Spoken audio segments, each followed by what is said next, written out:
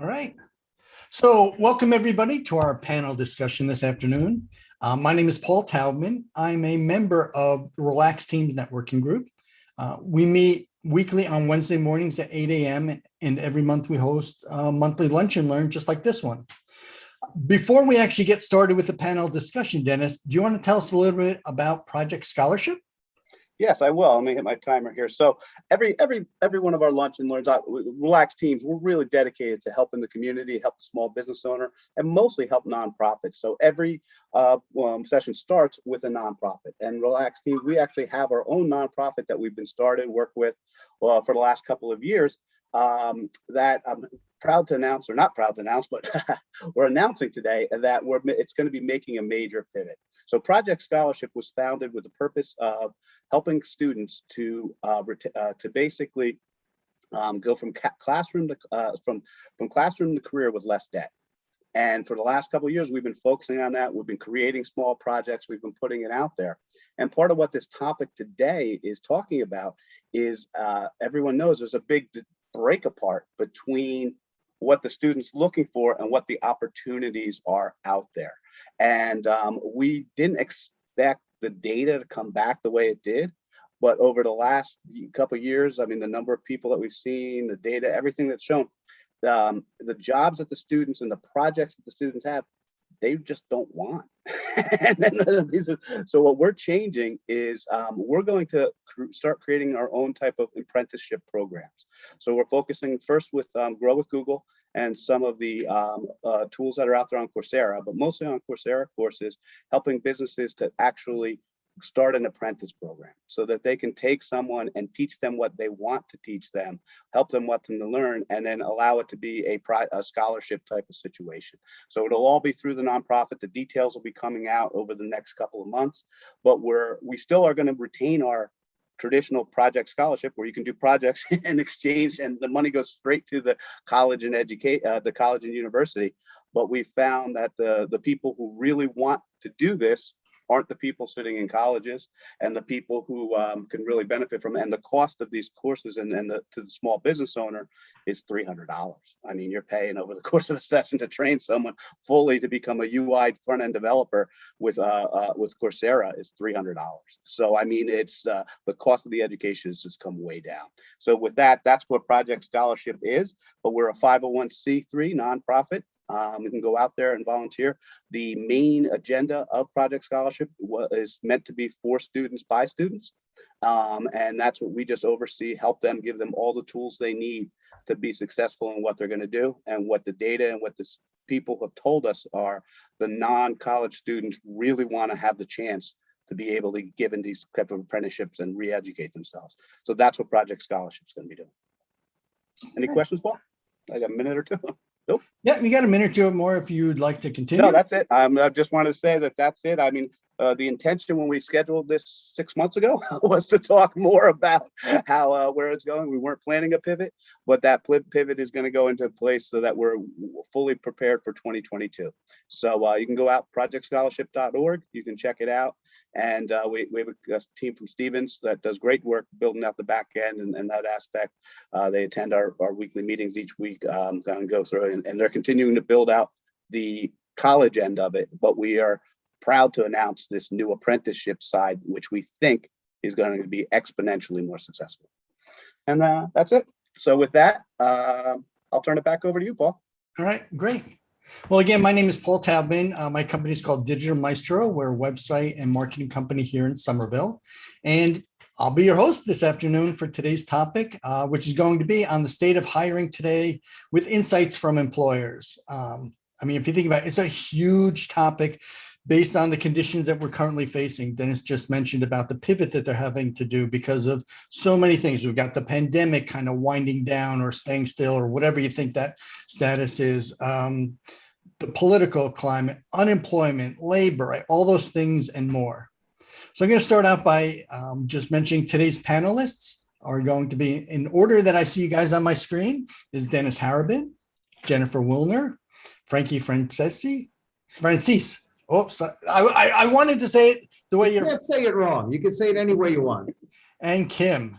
So Sorry about that. All right, so let's start with you, Jennifer. Can you tell us a little bit about yourself Yeah, and what you sure. do? Thanks, Paul. So Jen Wilner, I'm a digital marketing support entrepreneur. So pretty much here in Central Jersey, and I've been, as Dennis said before, I've been a virtual assistant before people even knew that I think they existed. But I've tweaked the business over the past couple years to specifically digital marketing support. So I work with people like yourself, Paul. I'm the after person after they work with a website developer. And then my team then helps with the SEO and things of that nature. But we also do, I've worked with clients, entrepreneurs in all kinds of industries across the country, just to help them get their digital message delivered. So they're speakers, they're authors, trainers, could be a deli, they could be an insurance company. I mean, all kinds of businesses. So that's pretty much been my gig. I'm a serial entrepreneur on my third company now, and having fun with it. That's pretty much it. Okay. Kim, how about yourself? You'd like to introduce yourself? Absolutely. Thanks for inviting me in, Paul. I appreciate it. This is a topic that's one of my favorite ones. I'm with Cobalt Compass, and we provide consulting and training in support of the staffing industry. And that centers around sales and sales leadership training. And in addition, on the consulting side, we help businesses create business units and ramp up their employees for results, performance, and success. Prior to that, I had 28 years in the staffing industry. So watching labor trends, firsthand for quite some time. I was on the executive team of Hayes. They're a global $5 billion corporation headquartered out of the UK. And in the US, I was responsible for their government practice, for their national accounts, and also for their global practice in terms of the Americas, North and South America. And then prior to that, my career was with Kforce. They're also a staffing company, about $1 billion in revenue. I was also on their executive team. And there I was in charge of and responsible for the national sales strategy across multiple product lines, and also the national accounts team as well. Okay, thanks. And Frankie Francis. Yes, I'm Frankie Francis. Thank you, Paul. I'm the managing partner of Fortis Consulting Group. My firm specializes in accounting and finance recruiting, basically because that's who we are. We're all former accounting and finance professionals. My background is I graduated from Rutgers College with a degree in accounting, went on to Monmouth University to obtain my MBA. I'm a certified public accountant, certified management accountant. I taught for the Becker CPA review course for 10 years. I was an adjunct professor at Monmouth University, as well as a guest instructor at colleges throughout New Jersey. So my first position after graduating college was with the Big Four firm Deloitte. And this is where I was first introduced to the field of recruiting. In addition to being part of their audit practice, I was very involved with their campus recruiting.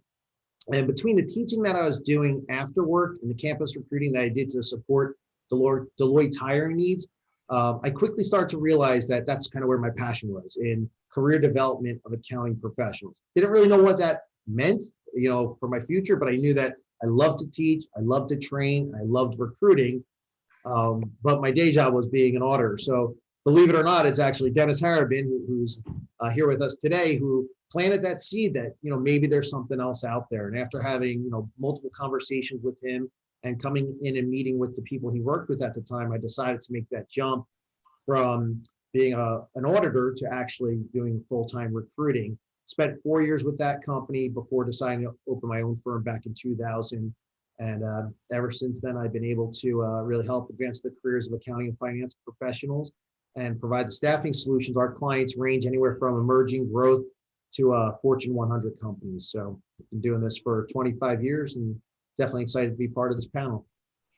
Well, we're excited that you're here with us. Last but not least, Dennis Harribin, you talked a little bit about Project Scholarship. Would you like to tell us a little bit about you and other things that you're doing? Yeah, well, with Project Scholarship, the reason that came to be, again, my history was I'm an accountant, and I started out with in recruiting, and like Frankie said, and Frankie's being very modest, I recruited Frankie and saying, Frankie, you are born, that anybody could fill in numbers into a spreadsheet. You are born to be a recruiter. You know, the passion you bring to others, and the firm that we recruited Frankie into, and Frankie became part of. There was about 4 or 5 of us at that time. We grew up to be merged with 13 others and go public as Access. So Frankie had a big role in growing that. And then Frankie went on to form Fortis, and proud to say I got to work with Frankie in Fortis as well, a badge of honor. So Frankie's just a wonderful recruiter. So that was my experience in recruiting. And I left there to actually go work with Kim. And Kim won't talk about this part, but back in the around 2000, Romac was merging with Source Finance and came together to become Kforce.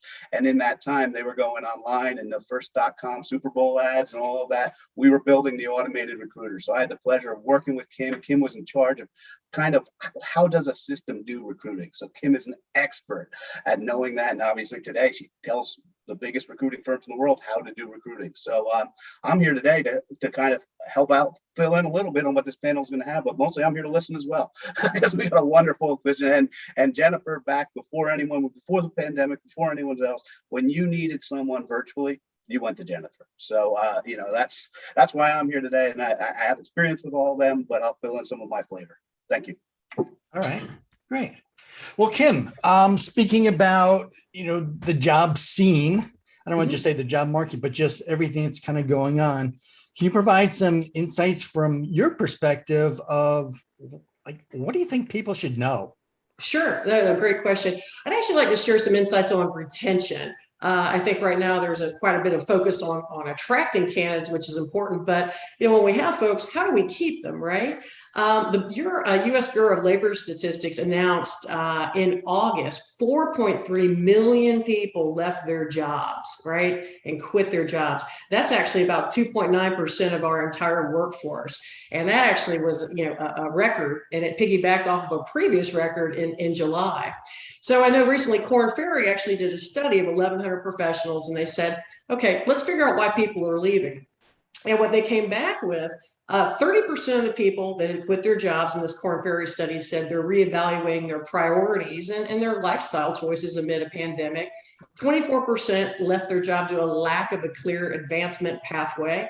And 23% left for better pay and benefits, right? So how do we retain in this type of a climate? I think companies need to realize that what they were doing in the past, the solutions they were applying, don't necessarily apply today. They kind of need to revisit all of their assumptions and stress test each one of them one by one, right? I think employers sometimes have this misguided sense that if someone leaves, they can just easily replace them. And that's a really expensive mentality to have. And we all know that churn, impacts business, it impacts the customers, it impacts everybody. So what are some of the things we can do? Well, let's go back to the Korn Ferry study. First is an advancement pathway. If a company doesn't have a defined roadmap for their employees to excel and receive promotions in the organization, they really should start to develop one, right? I think there's very few people that want to sit in the same job for 25 years doing the same thing over and over again. They want a structure in place to go ahead and get to the next level. Next, creating a culture, and that sounds somewhat ambiguous, but we've all worked for people that that impacted our career, that built loyalty, that we wanted to follow, right? And then there were others that we just simply, we punched the clock, we got our job done, and we moved on. We just didn't necessarily want to follow them. So for anyone that's not listening and talking to and asking their employees questions, what do you want? What's important to you? Do you genuinely care about their success? Are you willing to coach and mentor them? Are you vested in helping them achieve? And if you're not approaching employees with that spirit and intention, that's going to be a problem. They're going to leave, right? They want to know that they're cared about and listened to, and that they're making that impact, right?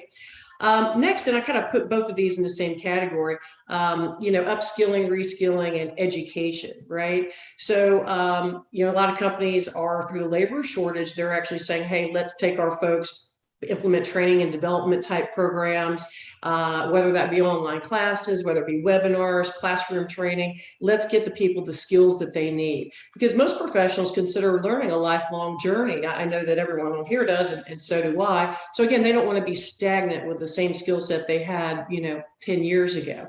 So hand in hand with that is tuition or education assistance. And again, these things cost money, so corporations need to evaluate if it actually fits. But they could offer a stipend for tuition, not the whole thing. They could offer a stipend for certifications and license renewals or enhanced degrees. And there's ways to structure it where the risk is more minimized on the company. Maybe they have to give that money back if they were to go and leave in a certain amount of time. Next, and I think these kind of fit together as well, the flexible schedules and hybrid models. Long ago, the defense industry implemented a 980 workday. Companies like Grumman and General Dynamics, and their employees have every other Friday off. And this has been met with wild success. I can't find one person that I ever worked with in the government sector that thought it was a bad idea. While most companies maybe couldn't go that far, again, offering some type of flexibility to start and end hours is something that gets employees excited. And also 41% of employees surveyed in this Korn Ferry survey said they'd take a lesser dollar amount if they could go and actually have some type of a hybrid model. So for now, that's around to stay. And then I'll lump the final two together, benefits and bonuses, right? While everyone wants a pay increase, sometimes it's just not fiscally possible in an organization. You're increasing your fixed costs. But what can you do with bonuses, right? They're fluid. They're not a fixed cost. You can offer it on a quarterly basis, an annual basis, a spot basis. And again, you're not tied in to go and offer that every single year and hit that number, right? Like you would a pay increase. Benefits. I think we all have been to a doctor in our lifetime and realized that deductibles and copays are out of this world and not getting any better. So for any company out there that's offering nothing but a high deductible catastrophic health insurance plan, and I know several of them, that's what they offer, may want to take a look at that and try to evaluate and see, hey, can we shop around, look at other insurance carriers, offer at least some type of variety that is something other than catastrophic, high healthcare deductible type insurance. So those are a few ways, and we can elaborate on more further in the conversation, but those are at least a few things that folks can capitalize on. And then to kind of put a bow on it, mentorship, employees working remotely, and Jennifer could attest to this. Sometimes if there's a mentor-mentee program, that can be incredibly helpful, not only to the mentor, making them feel part of the whole team and whole group, but the mentee getting that care and feeding that they need, especially if they're remote. Sure, that's an important relationship as well. So thank you. Yeah, we will come back to some of those. I got some questions about that. Frankie, your insights on kind of how things are right now. What do you think from your perspective? Sure. And really what I want to focus on is the insights for the hiring manager. What can you do in this economy, this job market that's the craziest that it's ever been in the 25 years I've been in recruiting. We've had our booms in recruiting, and I thought it could never get better than this. And then sometimes it got so good that I'm like, this is not that great because the candidates have all the power. And I've never seen so much power with the candidate right now because there's so many jobs, and quite honestly, in accounting and finance, at least, very few candidates out there, or they're very hard to find. So, what do you do to find the talent? Well, first of all, when I talk to my clients, I say, really start with the end in mind. You've got to clearly define the responsibilities of a position. You got to break it down.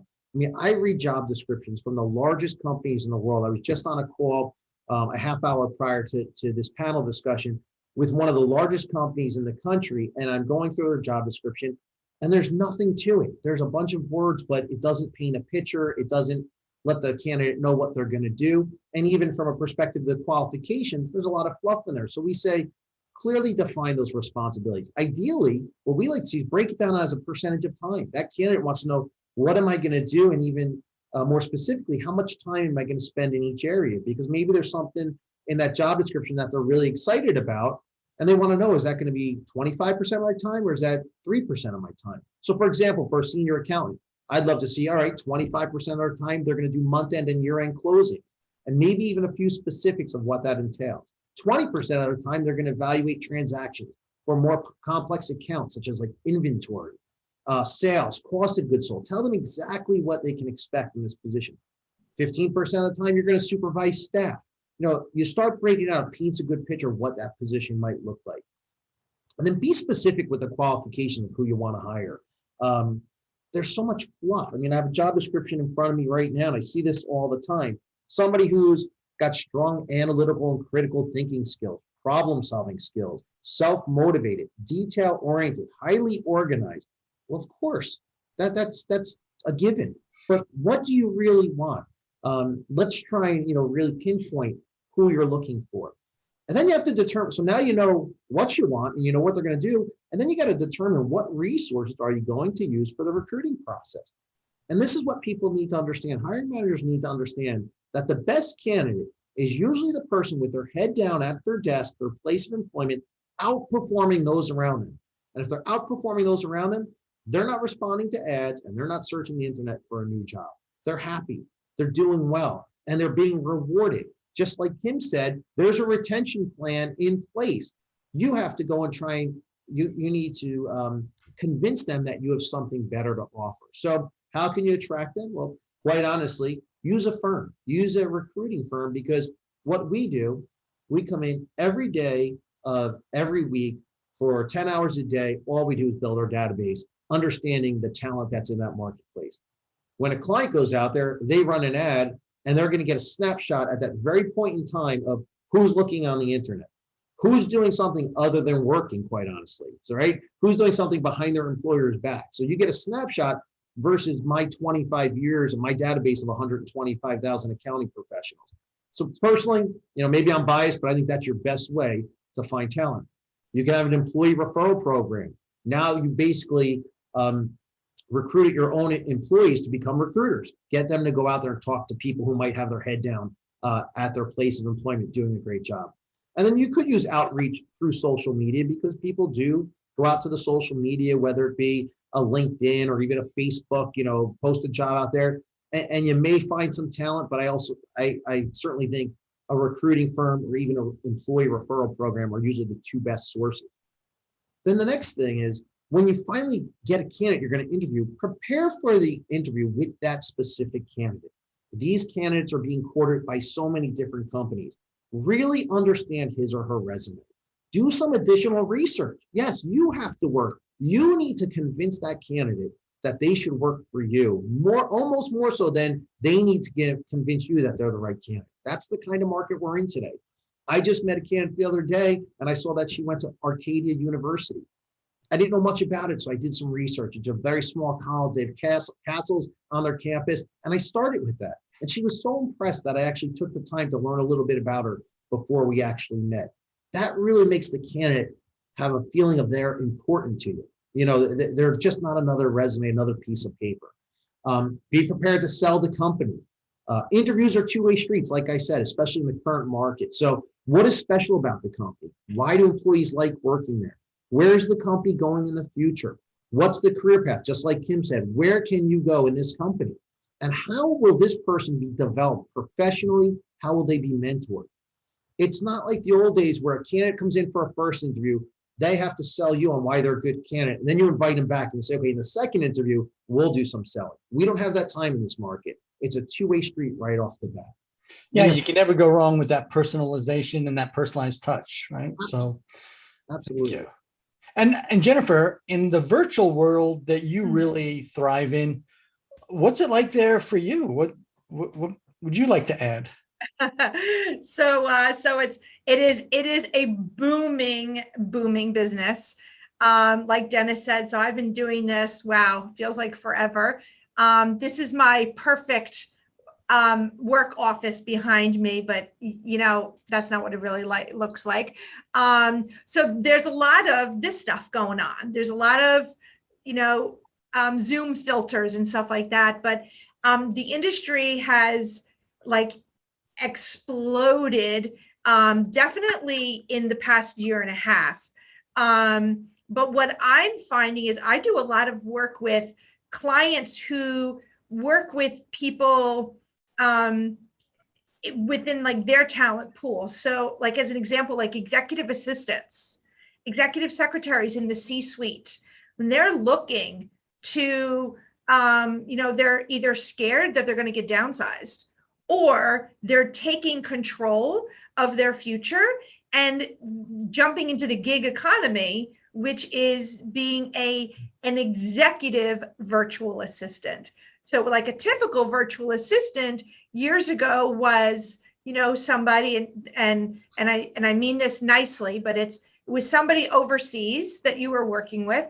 Their talent may not have been, their talent was what their talent was, but if you need specific talent, you have to go and talk to, we're still talking to recruiters. We're talking to, our friends and our local, I'm going to say, peers of influence in the community to find talent, because my business started with just me after I sold my organic dog biscuit company. And I was literally getting handed business cards from people to create databases.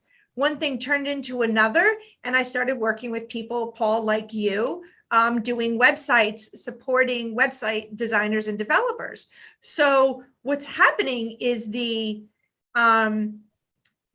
I guess like what I was saying before, the executive assistants that are looking for additional work, the graphic designers, we all see the ads for Canva on TV. Can't live without it, right? But then the graphic designers, sometimes we need graphic designers, truly talented graphic designers on our teams. So when I'm looking to build my team, it's a lot of referral. It's a lot of not advertising. I want to connect with the people that my connections know. And if I put something out on social media and I get inundated with connections and, oh, look at my website, or, oh, hey, call me, and people that can't really articulate what it is that they exactly do, then I kind of step back and go back to my network of, who do you know? Okay, local connections. Who do you know who can help me resize images? Who do you know? And we have to be very, very specific about it. But that's our virtual world. And you can have, I'm going to say 5 years ago, the real estate virtual assistants were a huge industry. And then I've seen that drop dramatically, and especially in the past year and a half. It seemed like everybody I know went out and got a real estate license.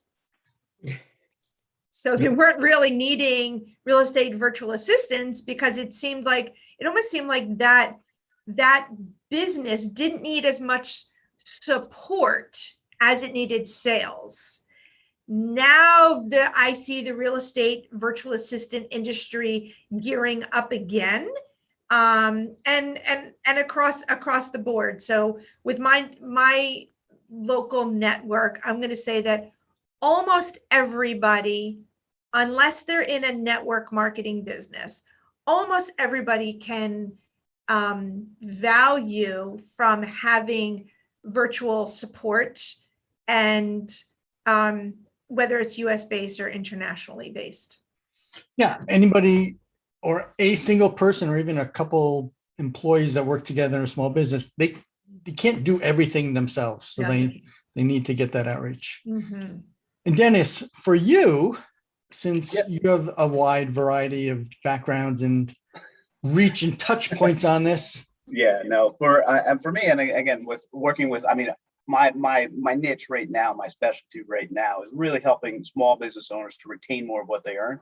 So when I look at it from, it's not just the accounting, there's so much software that does so much nowadays that really helping them take the whole approach. So when I'm looking holistically at a business, this is one of the first things people complain about. It's the first thing they say is, hey, I can't hire talent.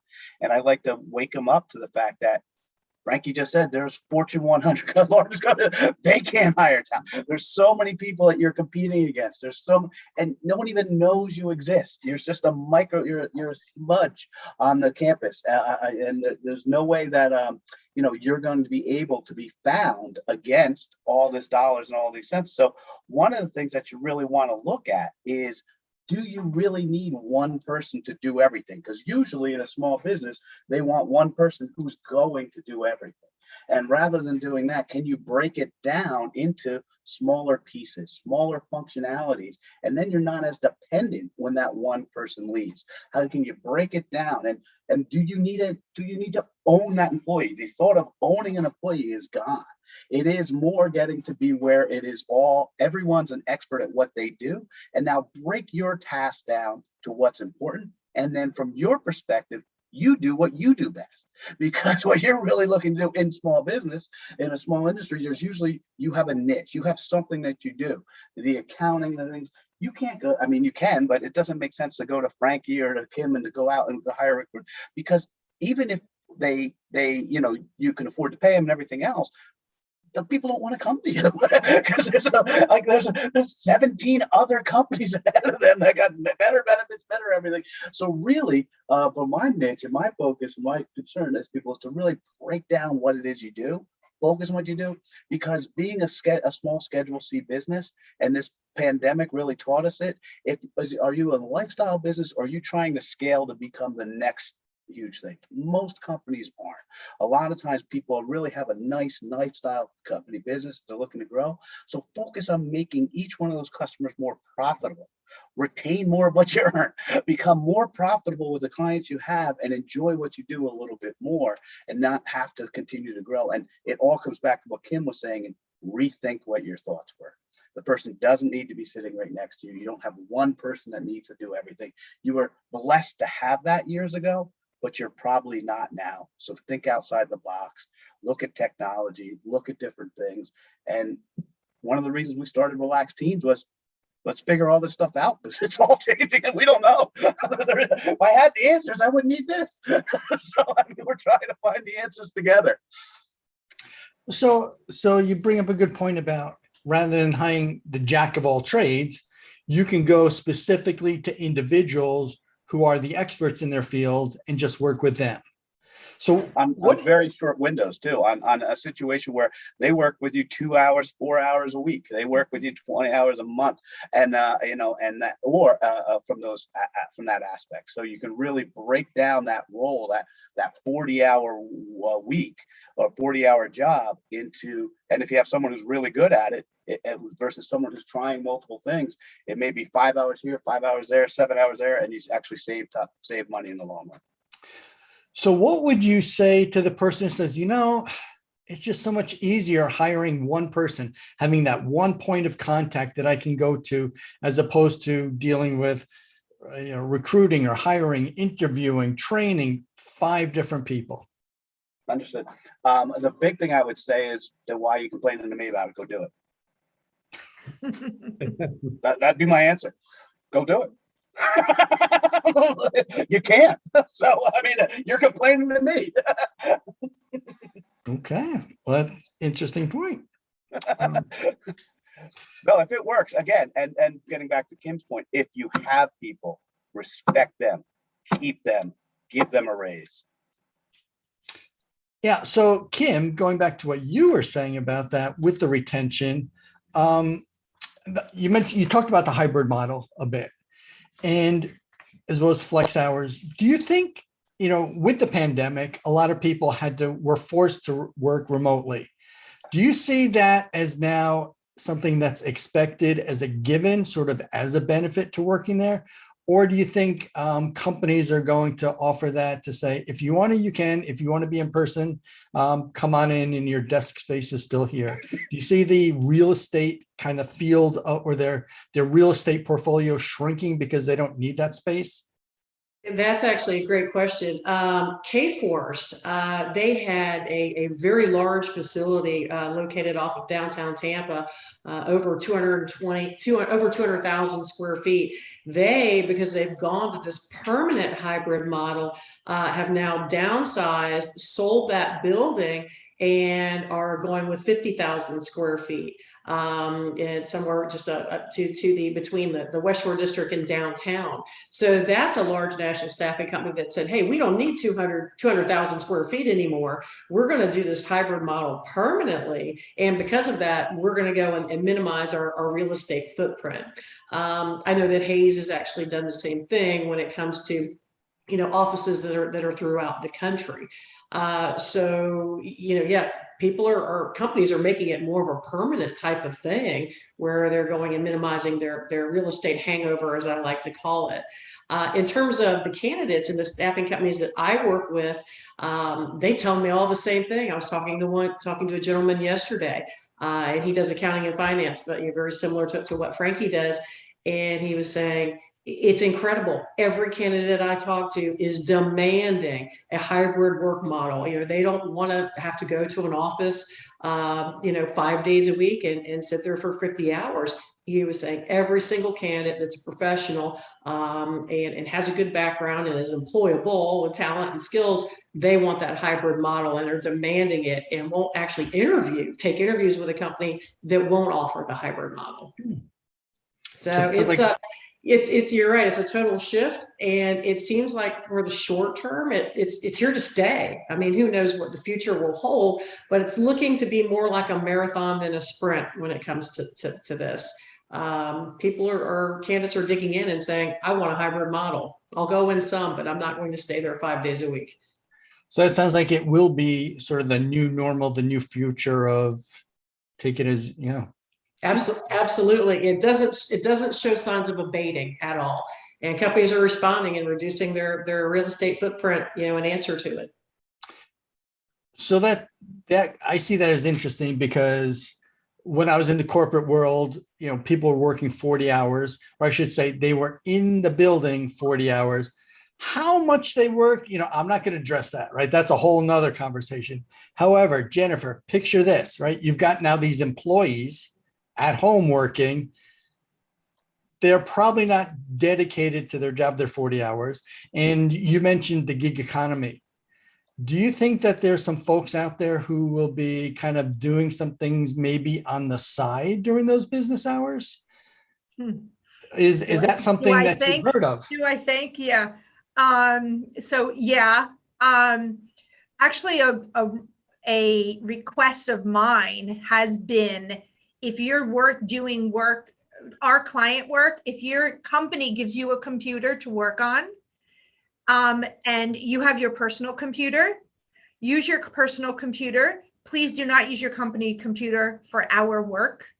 And it can only be, there's no way that I can see it, but they have to know that the company's gonna know, and logging in and logging off kind of stuff. So, yeah, the kind of saying, I think we grew up in the era of, you shouldn't have to worry about looking over your shoulder, like do the right thing and you have nothing to worry about. That's definitely how I grew up. That's how I live my life. And with my team too, like we're in like a t-shirt and jeans and sneakers kind of like work environment dress code now. So if you get dressed up for Zoom meetings, right? But yeah, I definitely see the water cooler is gone. The water cooler is at home now. And we have to, they have to definitely stay focused, but the morale of staying focused and staying connected with their company while they're virtual is what I see is one of the hardest things. Is the companies that are going out, they're like boxing, gifting. I think they call it kitting, where they send boxes and they send swag and you have team meetings and things like that. So that's what I see is one of the hardest things with corporations keeping in touch with their employees. And then as well as for someone like me who is has 1099s, everybody's a 1099, having that same kind of brand identity and team feeling amongst everybody. It's not easy to do virtually. You have to be very, very creative. Mm-hmm. I hope that answered your question. Yeah, no, that was good. Good thoughts to ponder there. Frankie, you mentioned when when employers are looking to hire and find people with their job descriptions, which I was definitely laughing to myself about, not at you, but with what you were saying, because just yesterday, a friend told my wife, hey, there's an opening in my department. You should, go ahead and do it. Submit your application and resume and all that kind of stuff. So I asked her about it. I said, what is this? What is the job for? And she goes, well, let me read you the description. And I didn't say it to her, but after she read it, I'm like, I don't know what that is. And it's not because of big words or jargon. It was just so, just like you said, pleasant attitude, hard worker, dedicated, but I have no idea what she was talking about. So when people are putting in those details and then going the extra mile and personalizing the interview with them, do you think that they're appreciating that extra step as the employer? Not obviously, I would think the candidate does, but do you think that they, realize that that's important? Well, I actually know that they realize it's important because, when we take a job intake call, we won't just take the job description. We won't have HR send us a job description, work on it. We always want to talk to the hiring manager. And that's the first question we ask them. We say, let's break down this job as a percentage of time. And that's our go-to question. And 99% of the time, the person will say, you know what? That's a great question. I said, wait a second, didn't you just write this job description? How is that a great question now? But it really gets them to think. It gets them to think that saying you have good interpersonal skills and you're dedicated and motivated, and even some of the stuff that they say you're going to do is fluff. It's not a job description. I mean, it's okay to reinvent this wheel because the wheel's kind of turned into more of a square than a circle at this point. It doesn't work anymore. Even our resumes, we're looking to roll out a whole new way of presenting candidates. But let's stick with the job description right now. Tell the candidate this is what you're going to do. And I think on a job description you can say, and this is what you absolutely must have. And if that's absolutely what they must have, you got to live with that because you might miss out on a candidate. And I always say to the hiring manager, why? Why must they have this? I love when my clients say they have to have a CPA, and I say, why? If they're not signing off on an audit opinion, why do they need a CPA? And they can't answer that question. Okay, so we'll scratch that out, right? So you really have to dig down and say, what is the person going to do, and what does it really take for them to do it? And then you're going to find the right candidate, and you learn a little bit about almost yourself, right? That position, and sometimes you say, why am I saying this person has to do this on a daily basis? Maybe they shouldn't be doing that. So I think they appreciate it quite a bit. And it also helps them in the interview process because these people, the hiring manager, they're not in human resources. They don't interview people every day. It's just as intimidating for them sometimes as it is for the candidate. But then when they really know what they're talking about, when they can really explain this job in detail, it makes it more comfortable, I think, for both parties involved. Mm-hmm. Okay, thanks. Dennis, were you raising your hand before? Me? No. Okay, I thought you wanted to add something. I was scratching my ear. Okay, well, regardless, I want to add something. One of the questions, yeah. The question you asked Jennifer, just very quickly, because I found it very interesting. The question you asked her about, are you worried about people working, two different jobs? I heard that there's actually, I think the Wall Street Journal had an article on the fact that some of the people that were working from home, there's actually a website that shows you how to work two jobs. That's how much of an issue it's become for some people who are working from home, that it showed them setting up two computers and how you can do 4 hours of work in one day and basically collect two paychecks. I mean, that's one of the obstacles that these companies do have with a total work from home environment. So it's kind of interesting that you asked that question. And sorry, but I need to share this really fast, Paul. There are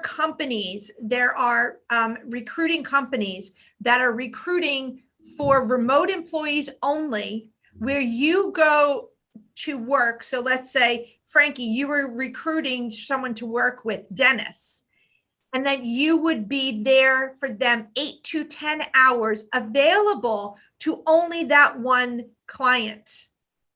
And everybody's remote across the country. And I'm thinking, wow, I mean, a lot of people it's a gig economy. So what's different is, and this was pre-COVID, I mean, I don't see that working quite so well unless, I mean, it's kind of like the recruiter after the corporate recruiter kind of thing. But not everybody works well virtually. Right. I mean, it's very personal. Not everybody has that, can put those blinders on and ignore the washer and dryer, the dog barking. And not everybody has the space where they can focus, let alone internet. Mhm. So, I mean, there's so many things involved in it. But sorry, I didn't mean to interrupt, Paul. That's okay. That's fine. It's all about the conversation and getting information out there. So Dennis, as we kind of start to wrap things up, just 2 minutes or so, what's one thing that you really want people to take away and remember about when it comes to this? That yes, there was a pandemic. Yes, COVID hit. Yes, that happened, but frankly, get over it. I mean, the world has changed, and you need to change the way that you think about hiring and retaining talent. You need to get the work done, and you can't expect that the what worked before to work. You've got to figure out what works for you, and you've got to get what you need to get done. And I think Frankie hit a lot of this on people just have preconceived notions and how they used to work. And I think, again, with my customer base, if you are small, be nimble, have the advantage. It's going to take a long time for these big companies to get it and to be able to do it, to make changes. Your only advantage is that you are small, you are nimble, you can make changes, so make them. Okay. Thanks for that. Kim, Yeah. 2 minutes. Dennis, thank you. Dennis, you said it very, very clearly, adjust your mindset, right? Refine your practices for attraction and retention. See if what you're doing is working. And again, with that, it's understanding that, people are not as replaceable as a lot of companies think that they are. They leave. There's all that intellectual capital and subject matter expertise and knowledge that walks out the door. And it can take months to years to find the right people to put in those roles to rebuild it. So, what is that churn costing you, right? And we always say that you call your cable company, they're happy to see you go away, and then they just want to go and get that new customer. Doesn't work like that in what we do. It takes too long to go and develop folks and get them ramped up into the organization. I'd say that from a branding perspective, employers need to realize that your employees are your brand ambassadors, right? They're a walking billboard for your company. And whether that's good or whether that's bad, an employer needs to take stock up. If people are leaving in droves, they need to get down to the root cause of why they're leaving, because it's probably not all of them. It's probably the employer, right? So with that, do surveys, talk to your employees. What do they like about the company? What's going well? What's not going well? What could be changed? Exploring all areas, from HR to process to benefits to their own personal manager to the company strategy. Surveying and talking to the employees and getting their feedback is really key. So you're not developing these new retention models in a vacuum, right? Figure out what's important to people by talking to them and asking them. Okay. Thank you. Sure. Frankie, what's something that you want people to remember specifically if they remember nothing else? Well, the thing to remember is every company is competing for a very scarce resource, top human capital, the best people available. So when you're out there and you identify that person, do everything you can to get them on board. You have to move quickly. You have to extend your best and final offer. Make them feel important. Send that offer in a timely manner. Strong follow-up communication, quick responses to questions that they have. And if they accept the offer, the process is not done. It's far from done, as a matter of fact. Continue to be in contact with that candidate during the onboarding process. Reach out to them, coach them on giving notice. Every company is making counteroffers. Just like Kim's talking about retaining your employee. If they feel like they're about to lose them, they'll make a counteroffer. They want to retain that employee. The contact between accepting the offer and the first day of employment really makes the difference between having that person you wanted or going back to the starting point. Be prepared for the new hire on their first day. First impression has a major impact. Have their computer ready, their access cards, have a welcome sign, welcoming to our team. It might sound hokey, but that makes a big difference. People love to feel wanted, right? They want to feel part of the team. And when you have that strong employee, again, going back to what Kim said, create and maintain an environment that they do not want to leave. Finding top talent is super difficult. So retaining those employees is critical to the success of an organization. Kim, what would you like for folks to remember? I'm sorry, Jennifer. I'm looking right at you, Jennifer, going, Kim. Okay.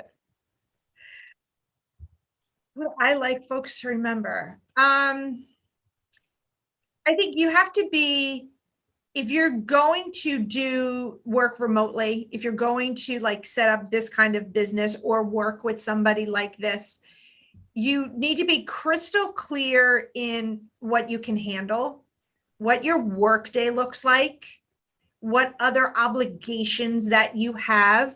So just like going to a job, driving, leaving your residence and getting in the car and driving, you know what the commute is, you know what the expectations are at work.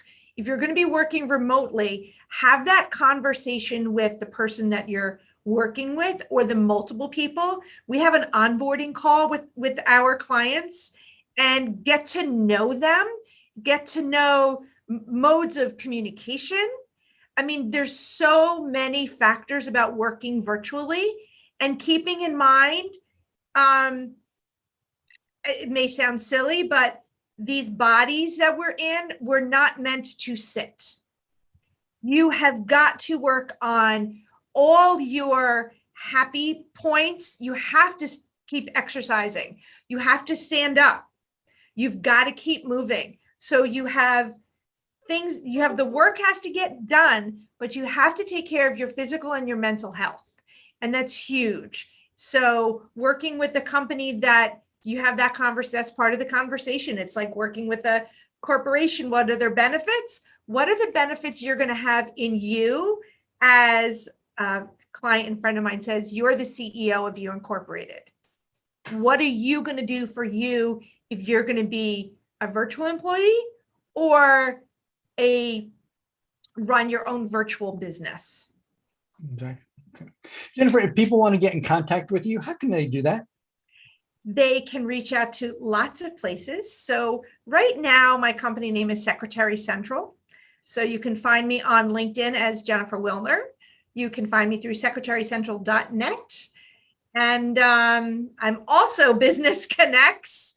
It's businessconnectsnj.com. And they can give me a call, 732-433-2915. But reach out to me on LinkedIn because that's where I like to help people. Okay. Frankie, how can people reach you?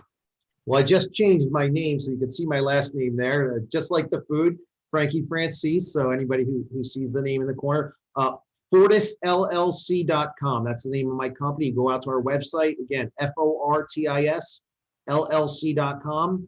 Or you can call 1-800, the number 4, and the word Fortis, FORTIS. We'd love to talk to you about any hire needs, any career advice, whatever we can do to help you out. Okay, sounds good. Kim, people can reach you? Thank you, Paul.